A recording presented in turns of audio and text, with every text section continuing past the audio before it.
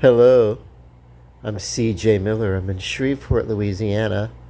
Across the Red River is beautiful Bossier City, Louisiana, and it's time for another movie review.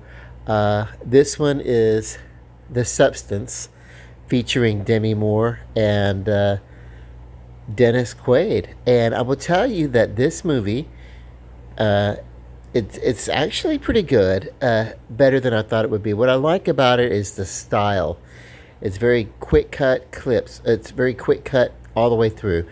There's, but it's a full length movie, but the scenes are not long and drawn out, and that's not due to attention span issues. It might be, I don't know, but it just really works. That this is just really, um, it works for this type of story. You know, the dialogue,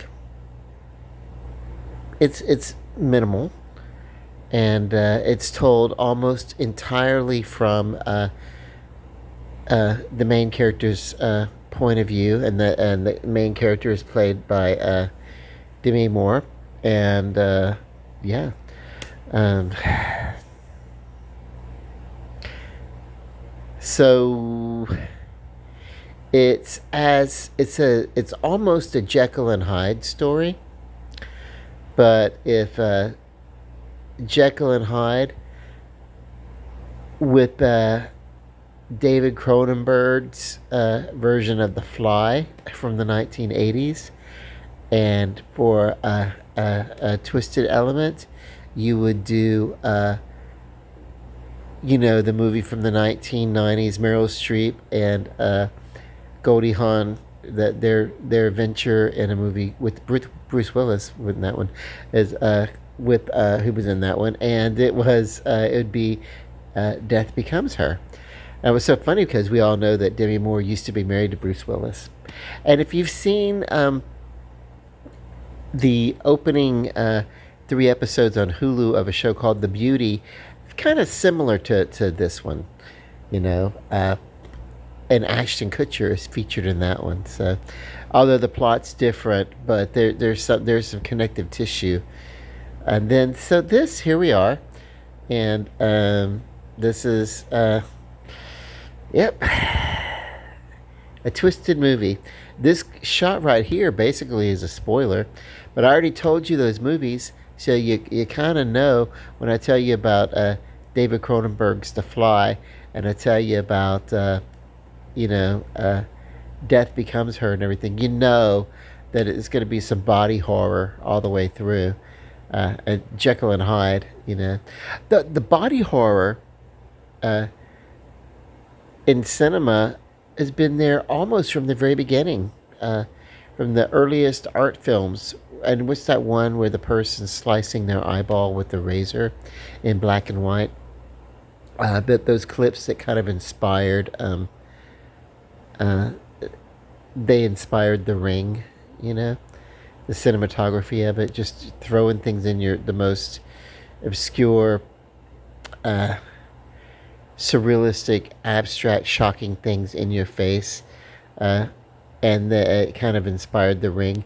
But Frankenstein was body horror.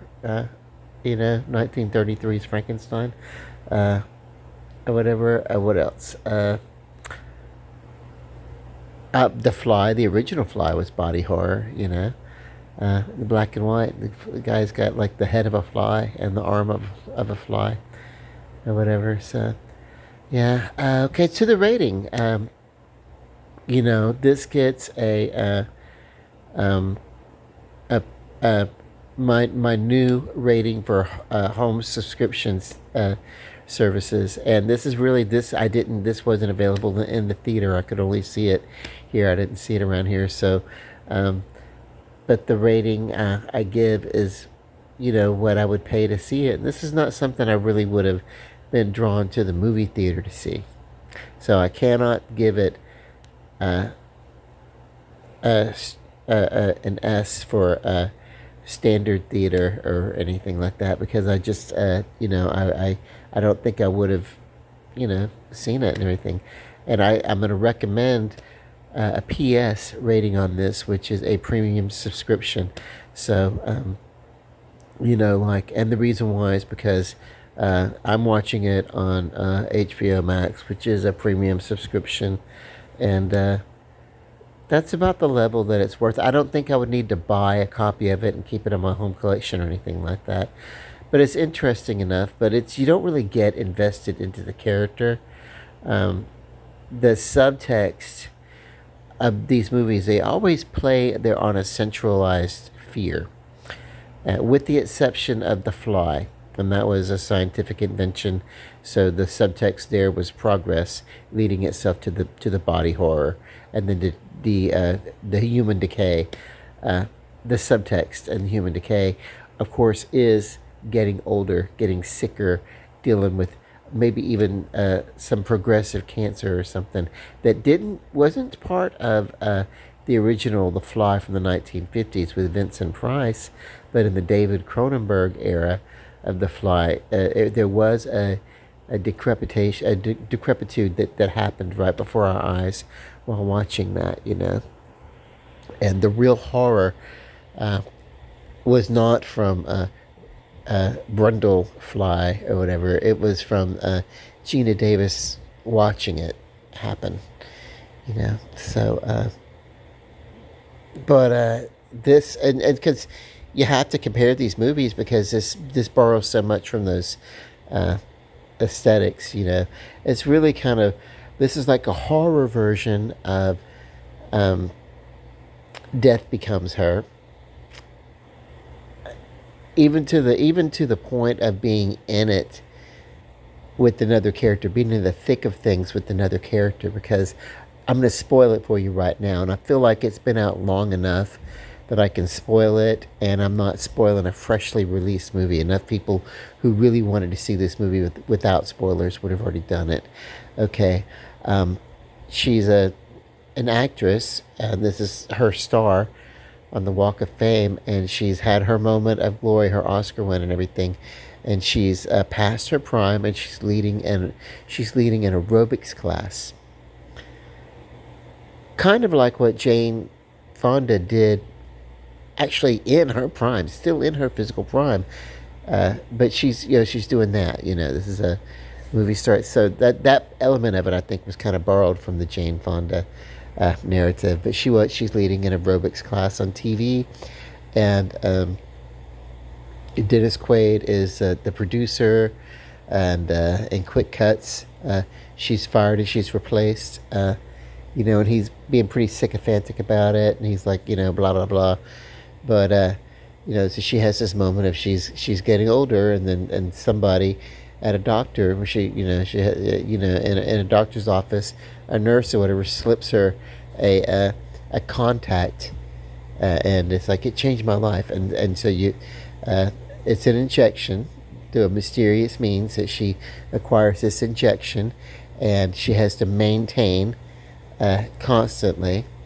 And what happens is she gets to trade a week at a time with a little mini clone that comes out of her backbone through her spine or whatever. And of course, the clone develops its own ambitions and desires, and even if it's the same person, she gets this sense of a duality, and it's just from there you're just gonna have to see it because it just goes off the charts and gets like unbelievable.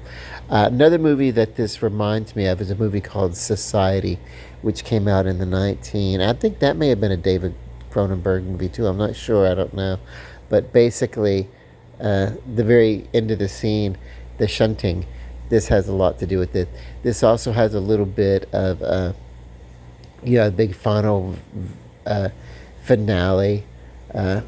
And which takes place on a stage, and yeah, I don't know. I definitely would recommend watching it, but not while you're trying to watch dinner.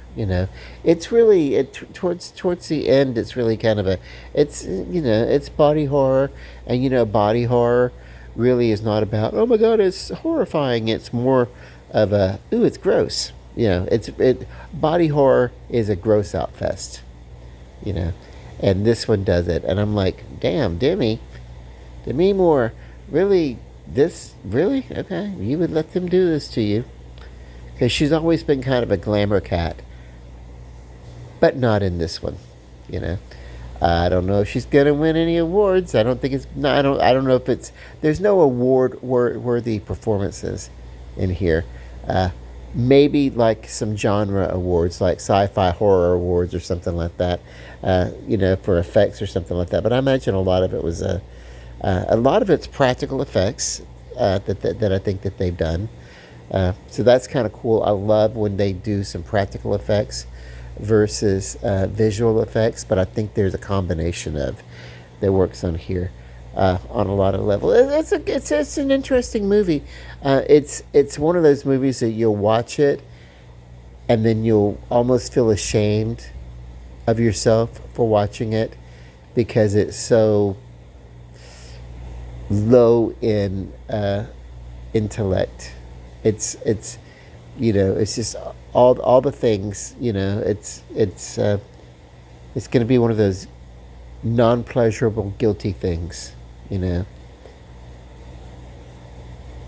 It's like watching a train wreck, a twisted, gnarly, bloody train wreck that you have to watch. Or do you? I don't know. It's fine. The reason why it gets to PS is because I watched it on the prescription service, or on the premium service, on the premium subscription service. Um, but my life would be completely unaltered if I had never heard of or never seen this movie. I'm not exactly moved by it or anything like that. It's a good way to kill a couple of hours. Yeah. Premium subscription, PS, final rating, and that's it. Love and light. Hope you have a better night than this chick.